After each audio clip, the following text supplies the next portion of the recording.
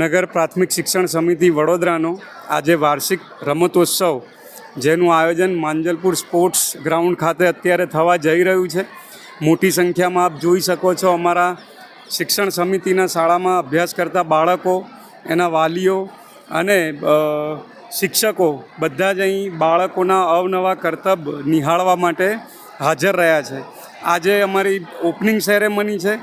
આજથી 3 દિવસ એટલે કે 29, 30 અને 31 ડિસેમ્બર 3 દિવસ દરમિયાન વિવિધ રમતો રમાવાની છે. આજે એનું ઓપનિંગ સેશન છે અને ખૂબ ધામધૂમથી અમે બાળકોને આજે બહુ એ લોકો ઉત્સાહિત છે એટલે ખૂબ ધામધૂમથી ઓપનિંગ સેરેમની કરવા જઈ રહ્યા છે.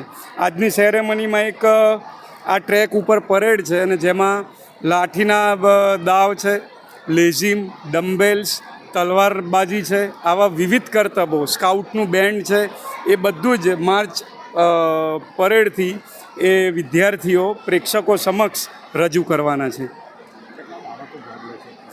આ આખું જે પરેડ છે એમાં 900થી પણ વધારે બાળકો વિવિધ શાળાઓમાંથી જોડાયા છે અને દૈનિક ધોરણે જે એમના શિક્ષકો એમને જે રીતે તૈયાર કરાવે છે રમતગમતમાં, વ્યાયામમાં, એ બધી બાબતો આજે એ લોકો અહીંયા બધા પ્રેક્ષકો સમક્ષ રજૂ કરવાના છે.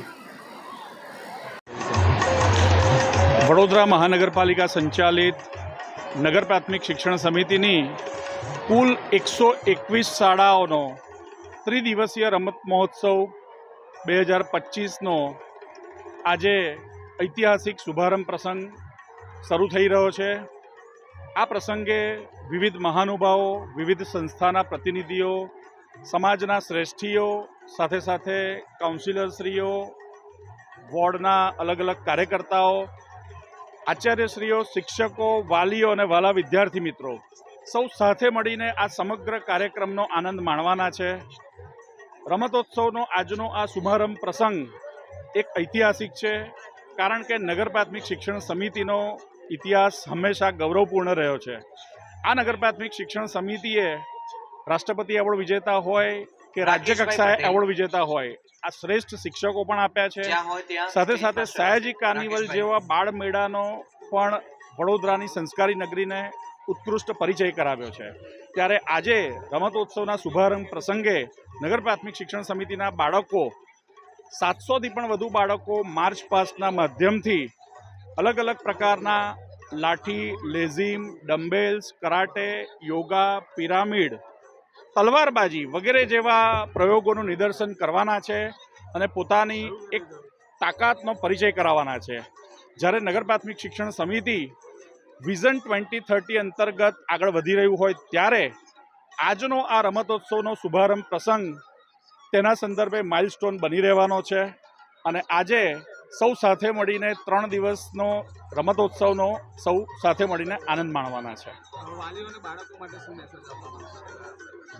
ખાસ કરીને વાલીઓ માટે નગર પ્રાથમિક શિક્ષણ સમિતિની સરકારી શિક્ષણમાં સતત આપનો વિશ્વાસ વધે એ પ્રકારના પ્રયત્નો અમે કરવાની ખાતરી બાંહેધરી આપીએ છીએ.